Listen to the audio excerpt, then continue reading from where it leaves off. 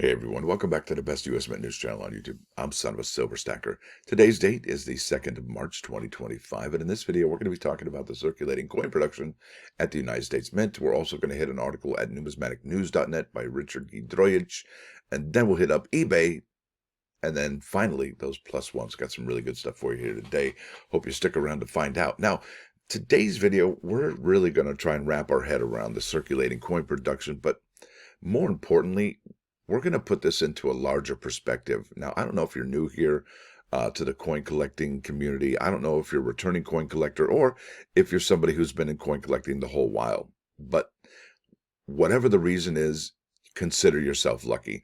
You know, we haven't, well, as a nation, as coin collecting community, haven't been this lucky to hit, I guess, the jackpot for the last 2, 3, 4, 5 years. I mean, we really are in the great American coin renaissance. I mean, did you take part in the 2019 and the 2020 West Point quarter hunt? Yeah, that was incredible, right? Did you take part in the extra V on those Lincoln cents? Did you take part in looking for those die breaks, right? I mean, wow, we are so lucky. And now, just this last year, did you notice what happened to the 2024 Denver nickels? Yeah, you might have a roll, you might have 2 rolls, you might just have 1 example or no examples of that. But it's been an incredible time for coin collecting in the circulating coin, in the modern circulating coins, right? And it's interesting. I mean, I don't know how many coin collectors are missing out on this, and we've talked about how many of the online coin journal articles don't even mention the 2024 Denver nickel or even maybe the 2025 Lincoln cents. I mean, it's really weird how they just ignore current events on these online coin journals. It's a head scratcher. Now let's get on to it. I'm not trying to alienate myself from the coin community, but I tell you, it just makes you wonder why they don't really report as much as news as they could. They really, really mostly focus on the old stuff, right? And that's kind of sad because, I mean, look, if you want this coin collecting community to flourish, to grow, I would think you do everything you can to bring in new people.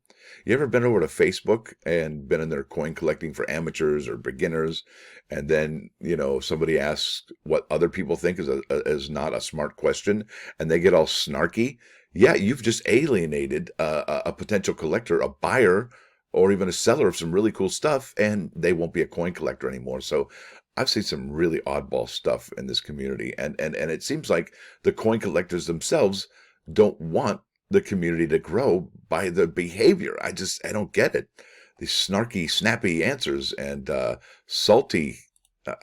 Please be nice to each other. Now, with that said, let's get over here to moneymetals.com. Gold ended the week at $28.68.95, silver at $31.36, platinum at $9.60.35, palladium $9.58.20. There's that parity. Dr. Copper ended the week at $4.56 a pound, and an in-stock American Silver Eagle from 2025 will cost you a premium of $6.49 for a quantity 1 through 39. You'll pay $37.85, and they'll buy them back for $32.39 each. Now, over here to the Mint's bullion sales, and we have no new tale to tell whatsoever.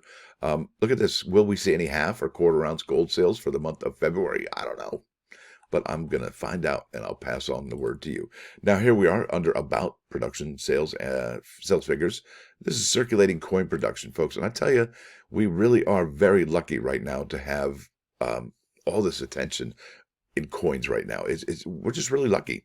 And if you can't see that, that's okay. That's why I'm here to point it out. We got to know what we're in while we're in it, right? Because sometimes we don't even know because we're so close to the issue. Now, Lincoln cents, we know that the announcement was made on February 9th.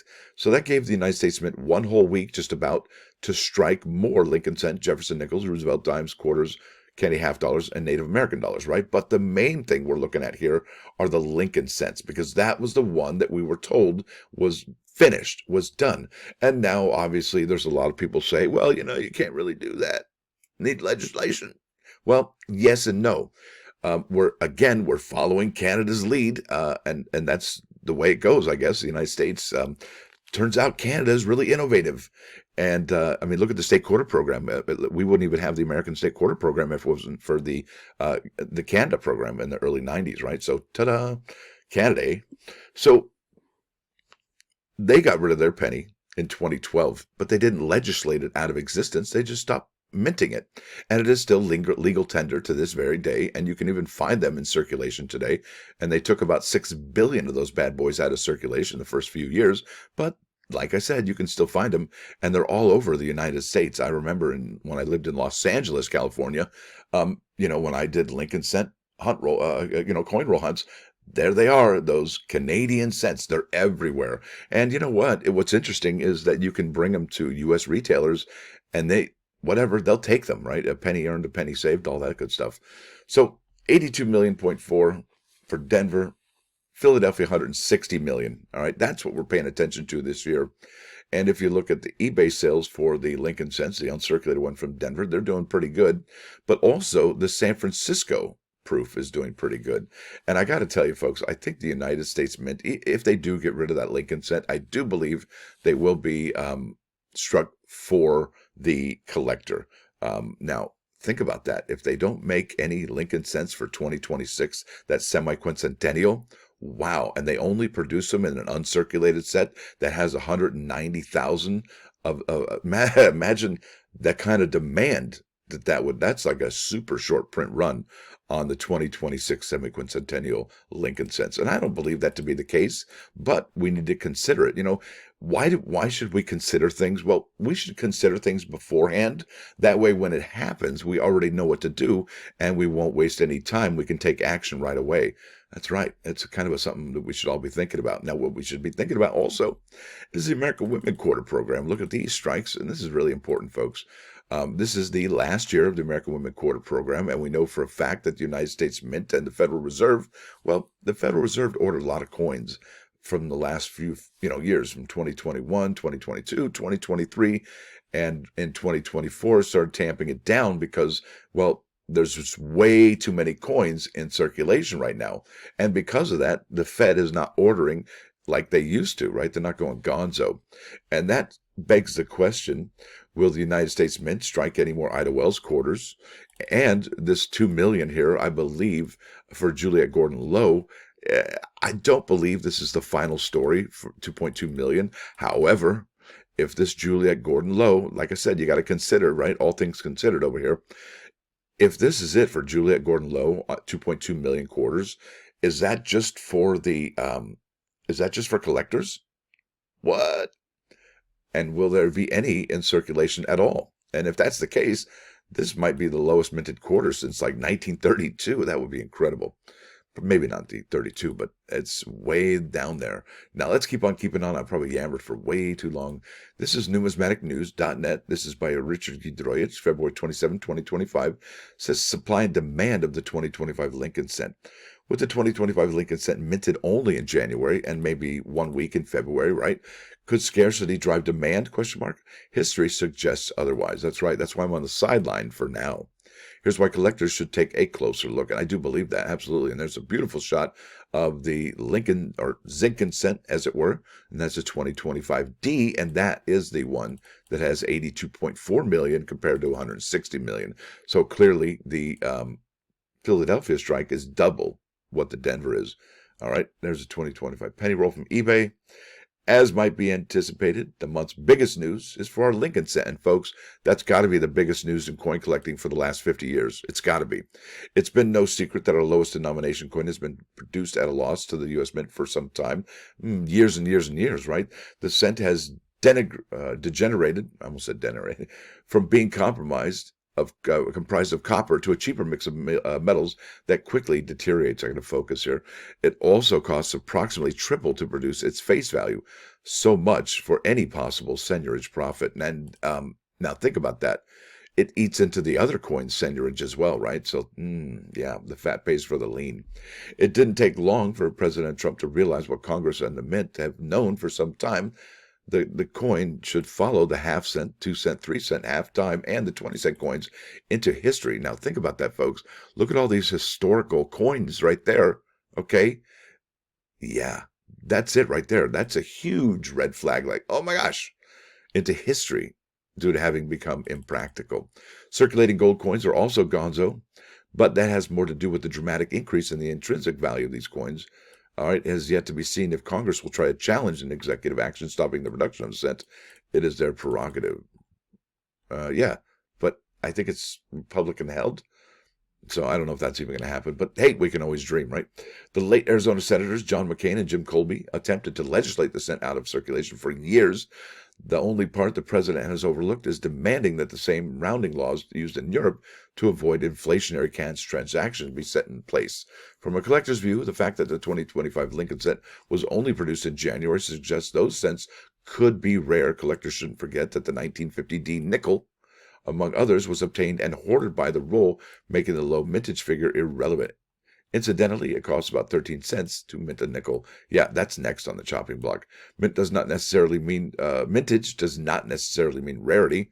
Supply versus demand plays a more critical role. Nonetheless, 2025 Lincoln cent mintages may only amount to 250,000 coins. Look at that. Wait, what? Nonetheless, the 2025 cent mintage may only amount to 250,000 coins. Stay tuned to see what happens.